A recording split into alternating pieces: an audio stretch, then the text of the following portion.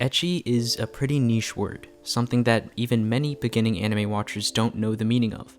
But to anyone who's spent their fair share of time watching anime, it's understandably a staple of the community itself. Body pillows, those weird mouse pads with big ol' honkers for quote-unquote ergonomics, fan arts, arguably none of this would really exist without the idea of ecchi in the first place. And though it's often thought of as the darker side of anime, the side that casual or people who simply oppose the idea are hesitant to indulge in my eyes, it has shaped an entire generation of anime watchers in one way or another.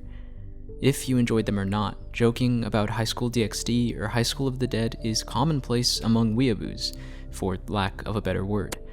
But in recent years, I personally feel like its effect has waned. The impact that those aforementioned shows had is permanent on the anime community, but thinking on recent anime, interspecies reviewers, redo of Healer, none of them really hold a candle to that level of infamy. So why is this the case? Is ecchi anime simply getting worse, becoming overshadowed by their older predecessors? I would argue that this is far from the case, but more so it reflects the aging of the younger generation that was encaptured by the beauty of the first great wave of ecchi anime, if I may call it that. And as anime gets saturated with more shows, more ecchi, the power of each individual show falters and falls flat compared to not just older shows, but the other rapidly growing genres that pop more to audiences. Let's explore the gradual but evident demise of ecchi anime. Let's have a very serious talk about the least serious genre in anime. And if I somehow offend you, say an opinion that contradicts yours throughout this video, I just want to clarify that these are just my opinions on how the anime community has changed over the past decade, and how that has been reflected in the ecchi genre.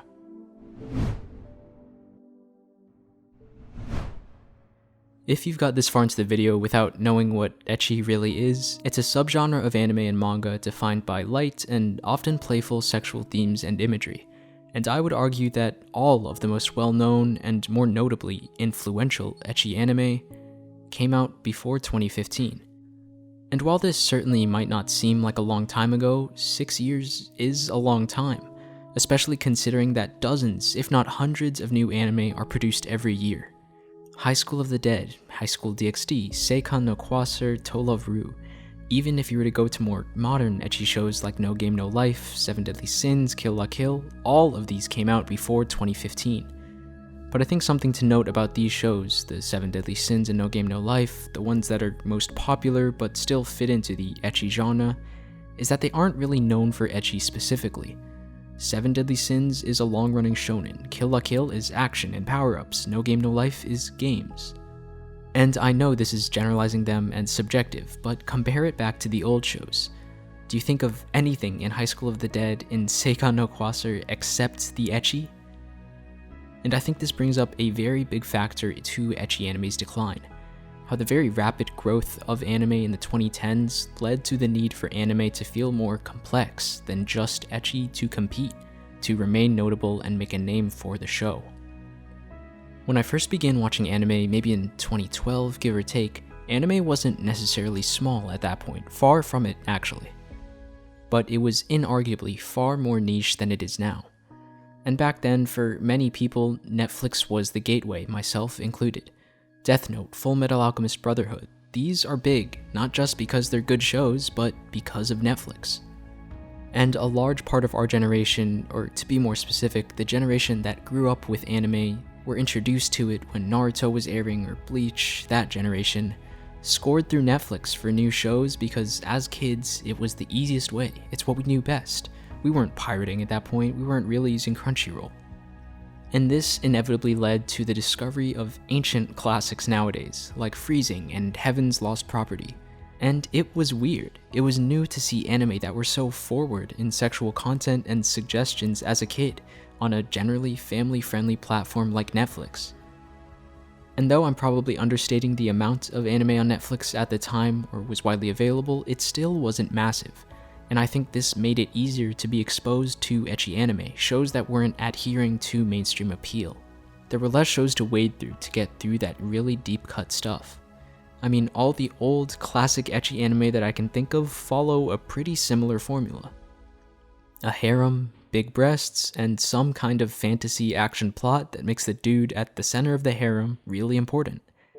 And while some of this simplicity, repetitive nature can be attributed to the simplicity of the genre, it's also because anime wasn't as developed then as it is now. Perhaps developed isn't the right word, because a bunch of classics, great, really deep anime came out at the time. But now that anime has gotten so much bigger and so much more competitive to make a name for a show, having ecchi alone just won't do. Having the same copy and paste main character, only really changing up the girls, won't do. Again, bringing up 7 Deadly Sins, No Game No Life, and Kill la Kill, the 3 most popular ecchi anime according to my anime list, these reflect the turning points. The period between late 2013 and 2014 when shows like Attack on Titan and Tokyo Ghoul drove anime to far larger audiences, to Hot Topic, to all those edgy stores in the local mall. And so, in a way, this oversaturation of anime, the growing fanbase as a result, has locked the origins, the Heaven's Lost Property, the freezing, the roots of ecchi anime into the recesses of what is now an older generation's memories, nothing but nostalgia. But I don't think that's all there is to it. It's also simply the effect of time itself. What is timeless to older generations becomes relics for the new one, and in anime, a community that is constantly shifting with each season. Somehow, my favorites like Steins Gate and Mushishi are now old shows, which is crazy to believe. It's insane, but it's true. For anyone who's been watching anime for a long time, Tokyo Ghoul is old. Fullmetal Alchemist Brotherhood was well over a decade ago.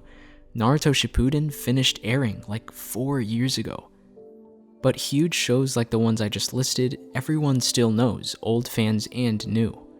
But classics like Highschool DXD and To Love Ru are being forgotten.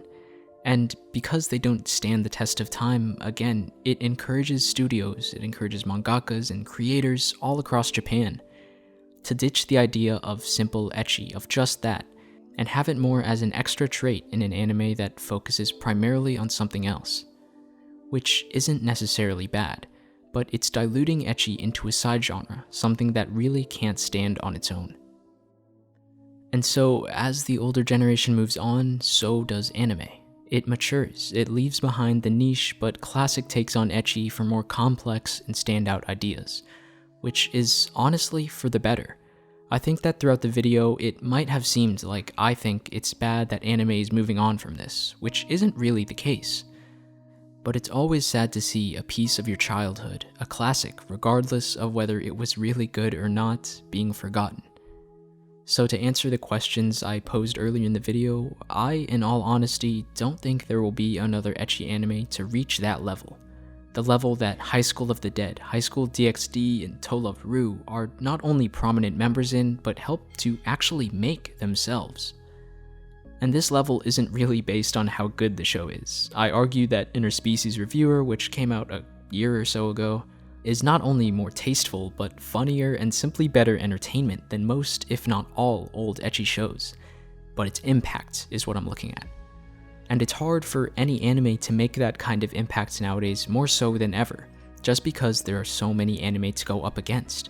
But even more for ecchi simply because of, well, frankly, how poor the genre ages, and because of how easily recreatable it is.